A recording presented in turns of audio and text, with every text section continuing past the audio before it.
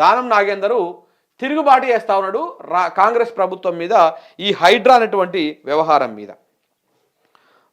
మీద తిరుగుబాటు చేస్తా ఉన్నాడు. ఆ తిరుగుబాటు దేనికోసం చేస్తున్నాడంటే ఇగో ఈ హైడ్రా మీద చేస్తా ఉన్నాడు.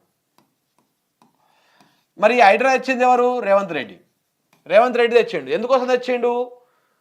అన్ని ఇండ్లు గులగొడుతందుకు, హైదరాబాద్లో ఉన్న బస్తీల ఇండ్లు గులగొడుతందుకు, చెరువుల పేరుతోటి, కబ్జాల పేరుతోటి, ఎంక్రోచ్మెంట్ పేరుతోటి, ఈ ఏమంటారు ఈ రకరకాల వీటితోటి ఏం జోన్లు అవి బఫర్ జోన్లు, ఎఫ్టీఎల్, ఈ వీటి పేరుతోటి ఇండ్లు గులగొడుతందుకు ఈ హైడ్రా అనే కార్యక్రమం తెచ్చిండు. హైడ్రాను మొత్తము హైదరాబాద్ మొత్తంలో తిప్పుకుంటా ఏ రోజు ఏ బస్తీకి పోయి ఏది గులగొడతారో అర్థం కాని పరిస్థితి కనబడతా ఉంది. ఎవడైనా సరే నిర్మిద్దాము, కడదాము అనేటువంటి ఆలోచన ఉంటుంది, కానీ మన రేవంత్ రెడ్డి గారికి కూలగొడదామనే ఆలోచన ఉన్నది.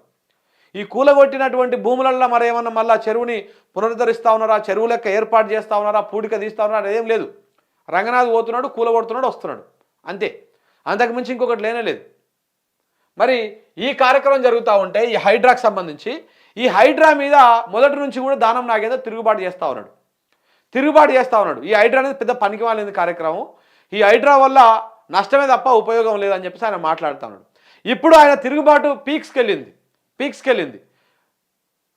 ఈయన సొంత నియోజకవర్గంలో చింతల్ బస్తీలా ఈ ఖైరతాబాద్ చింతల్ బస్తీలో నిన్న కూలగొట్టాడు. ఈ కూల్చివేతల కార్యక్రమాలని స్టార్ట్ చేసిండ్రు ఈ హైడ్రా వాళ్ళు. స్టార్ట్ చేస్తే ఆయన ఫోన్ చేసి మాట్లాడుతున్నాడు ఎవరితోటి, మన రంగనాథ్ తోటి. ఇగో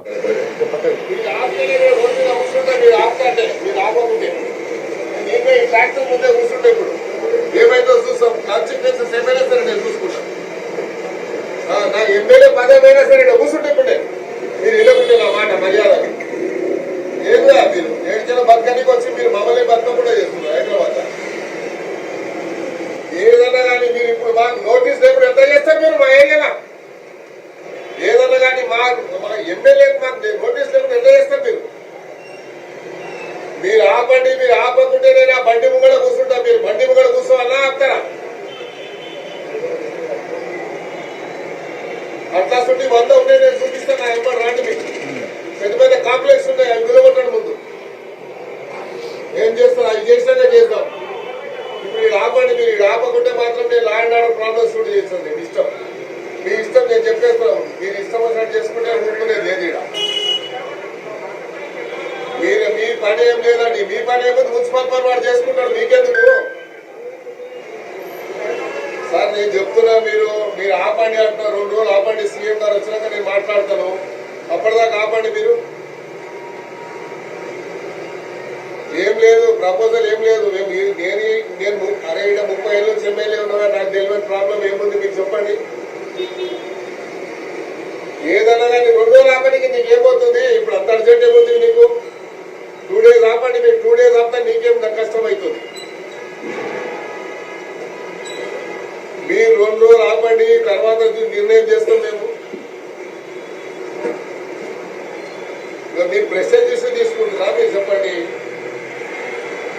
మళ్ళీ మేము చెప్పినాక మళ్ళీ మాకంటే ప్రెస్టేజ్ మీకేముంటుంది చెప్పండి. మేము పబ్లిక్ మనిషి, మేము జవాబు చెప్పాలి పబ్లిక్. రైట్. ఇట్లా ఆయన రంగనాథ్కి ఫోన్ చేసి, రంగనాథ్కే కదా ఫోన్ చేసింది, మరి హైడ్రా కమిషనర్ ఆయనకో మరి స్థానికంగా ఉన్నటువంటి అధికారికి ఎవరు చేసినా మొత్తానికి అయితే ఫోన్ చేసిండు. ఈ హైడ్రా కూల్చివేతల మీద స్టార్ట్ చేసిండు. నా ఎమ్మెల్యే పదవి పోయినా పర్లేదు, అందులో చాలా కీలకమైనటువంటి పదాలు ఉన్నాయి, గుర్తుపెట్టుకోండి. నా ఎమ్మెల్యే పదవి పోయినా పర్వాలేదు, నేను మాత్రం ఈ కూల్చివేతలు కూలగొట్టనియను, నేను ఆపేస్తా అంటున్నాడు.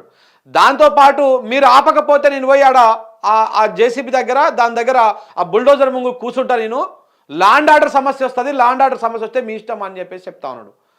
అంటే ప్రభుత్వానికి కాంగ్రెస్ ఎమ్మెల్యే తిరుగుబాటు స్టార్ట్ చేసిండు, రేవంత్ రెడ్డికి తిరుగుబాటు స్టార్ట్ చేసిండు. ఇక్కడ మీకు క్లియర్గా అర్థమైపోతా ఉన్నది. హైడ్రా అనేటువంటిది అంటే పేద ప్రజల దగ్గరకు వచ్చినప్పుడు ఎట్లా ఉన్నది, ఇట్లా దానం నాగేందర్ లేకపోతే కాంగ్రెస్ వాళ్ళ దగ్గరకు వచ్చినప్పుడు ఎట్లా ఉన్నది. హైడ్రా ఇప్పటికే తిరుపతి రెడ్డి ఇల్లుని కూడగొట్టలేకపోయింది, తిరుపతి రెడ్డి ఇల్లుని కూలగొట్టలేకపోయింది. ఎందుకు? తిరుపతి రెడ్డి రేవంత్ రెడ్డి గారు అన్న కాబట్టి ఆయన ఇల్లు కూలగొట్టలేకపోయింది. చాలామంది కాంగ్రెస్ నాయకుల ఫామ్ హౌస్లను ముట్టుకోలేకపోయింది. వివేక్ ఫామ్ హౌస్ కావచ్చు, పట్నం మహేందర్ రెడ్డి ఫామ్ హౌస్ కావచ్చు, పొంగులేటి శ్రీనివాసరెడ్డి గెస్ట్ హౌస్ కావచ్చు, గుత్తా సుఖేందర్ రెడ్డి ఫామ్ హౌస్ కావచ్చు, ఇట్లాంటి వాళ్ళు చాలామంది కాంగ్రెస్ నాయకుల ఫామ్ హౌస్లను వాళ్ళ గెస్ట్ హౌస్లను ముట్టుకోలేకపోయింది ఇదే హైడ్రా. కానీ పేదోళ్ళ ఇల్లు ఊలగొట్టింది. ఏదో అప్పు తెచ్చుకొని లోన్ తెచ్చుకొని నెల నెలకు ఈఎంఐ కట్టుకుంటున్నటువంటి వాళ్ళ పేద మధ్యతరగతి కుటుంబాల ఇళ్లను గులగొట్టేసింది, నెలమట్టం చేసింది, వాళ్ళని రోడ్డు పాలు చేసింది. వాళ్ళు ఇప్పటికీ నెల నెల ఈఎంఐలు కడతా ఉన్నారు లేని ఇంటి కోసం ఈఎంఐలు కడతా ఉన్నారు. దీనికంటే దౌర్భాగ్యం ఇంకొకటి ఉంటుందా? అలాగనే ఇప్పుడు ఖైరతాబాద్ నియోజకవర్గంలోని చింతర్ బస్తీలో నిన్న కూల్చివేతలు స్టార్ట్ చేస్తూ ఉంటే దానం నాగేందర్ పోయి దాన్ని అడ్డుకున్నాడు. మరి పేదోళ్ళకేం ఒక న్యాయము, మీ కాంగ్రెస్ వాళ్ళకేం ఒక న్యాయము. దానం నాగేందర్ని ఇక్కడ అప్రిషియేట్ చేయాల్సినటువంటి అంశం ఒకటి ఉన్నది, వ్యతిరేకించాల్సినటువంటి అంశం ఒకటి ఉన్నది. నువ్వు ఇవాళ ఎట్లయితే నీ ఖైరతాబాద్ నియోజకవర్గంలో నీ ప్రజలకు సమస్య వచ్చినప్పుడు నువ్వు ఎలాగైతే నిలబడి నువ్వు ఆపవా లేకపోతే లా అండ్ ఆర్డర్ సమస్య వస్తుంది అని చెప్పేసి నువ్వు వార్నింగ్ ఇస్తా ఉన్నావు అధికారికి, అది 100% నీ గట్స్ ఒప్పుకోవాల్సిందే. పేద ప్రజల కోసం నేను నమ్ముకొని నీకు ఓటేసినటువంటి ప్రజల కోసం నువ్వు వాళ్ళ వెనకాల నిలబడ్డావు, దానికి ఒప్పుకోవాల్సింది, దాంట్లో ఎలాంటి డౌట్ లేదు. కానీ ఇదే వేరే ప్రతిపక్ష పార్టీకి సంబంధించినటువంటి నియోజకవర్గాల్లో ఆ ఎమ్మెల్యేల నియోజకవర్గాల్లో జరిగితే సేమ్ ఇట్లనే రంగనాథ్ కానీ అధికారులు కానీ ఆపేస్తారా? ఇలాంటి ధమ్కీలే ఇస్తే వాళ్ళ మీద కేసులు పెట్టకుండా వాళ్ళని అరెస్ట్ చేయకుండా ఆ కార్యక్రమాన్ని అలాగనే నడిపిస్తారా?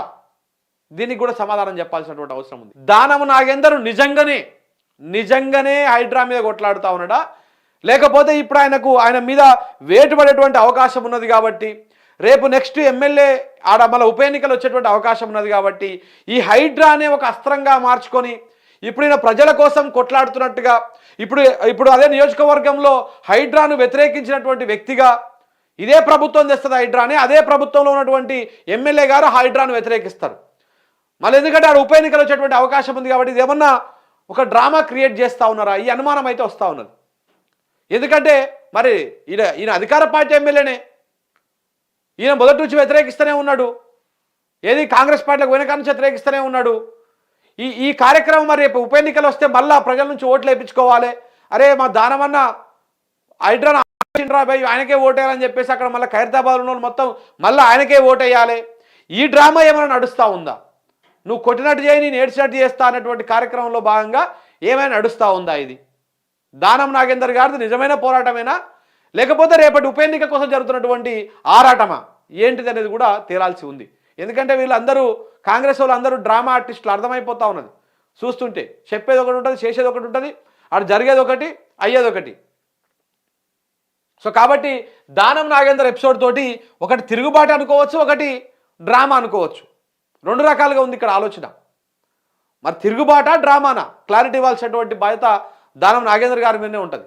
హైడ్రా అనేది నిజంగానే వ్యతిరేకిస్తున్నాడా, రేపటి ఎన్నికల కోసం మాత్రమే ఈ కార్యక్రమం చేస్తూ ఉన్నాడా? సో కాబట్టి దానం నాగేందర్ తిరుగుబాటు నిజమైన తిరుగుబాటేనా, ఇది ఆలోచన చేయాల్సినటువంటి అవసరం ఉన్నది. సో ఏదేమైనా ఇదొక హైడ్రాను ఈ రకంగా వాడుకుంటున్నటువంటి రేవంత్ రెడ్డి గారికి ఇది ఒక చెంపపెట్టే.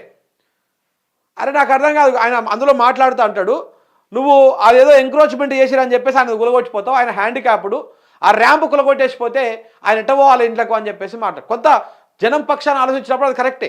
కానీ దీని వెనకాల ఉన్నటువంటి అసలు కోణం ఏందనేది కూడా తేలాల్సినటువంటి అవసరం ఉన్నది.